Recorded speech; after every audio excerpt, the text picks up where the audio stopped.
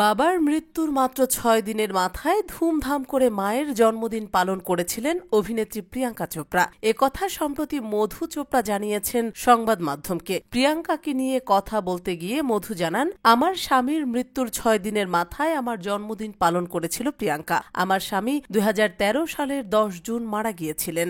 আমার জন্মদিন ছিল ১৬ জুন। তখন আমার বয়স ছিল ৬০।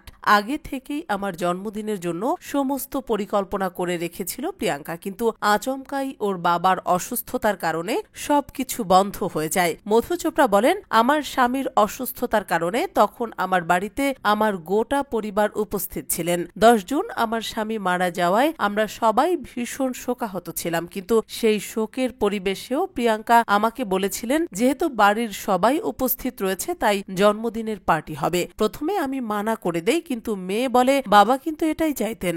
জন্মদিনের উপহার নিয়ে কথা বলতে গিয়ে মধু বলেন, জন্মদিনের রাতে বাড়িতে ডিজে চলে, পার্টি হয়। সবাই বলেছিল দেখো কেমন নাচছে, স্বামী মারা যাওয়ার কোনো দুঃখ নেই। কিন্তু আমি ভেবেছিলাম আমার ছেলেমেয়েরা যখন এত কষ্ট করে একটা সন্ধ্যের আয়োজন করেছে তখন তাদের সঙ্গ দেওয়া উচিত আমার। সবথেকে বড় কথা, আমাকে সেদিন রাতে উপহার স্বরূপ একটা বড় সারপ্রাইজ দিয়েছিল আমার মেয়ে। প্রিয়াঙ্কার মা বলেন, সেদিন অনেকটা রাত করে জন এসেছিল, খুব সুন্দর দেখতে লাগছিল ওকে। প্রিয়াঙ্কা জানতো আমার জনকে খুব ভালো লাগে, তাই জনকে ও আমন্ত্রণ করেছিল আমায় আনন্দ দেওয়ার জন্য। এটাই ছিল আমার জন্মদিনের সবথেকে বড় উপহার। সেদিন রাতে সেই মুহূর্তের ছবি ক্যামেরা বন্দী করা হয়নি, কিন্তু সারা জীবন সেই রাতের কথা আমার মনে থেকে যাবে।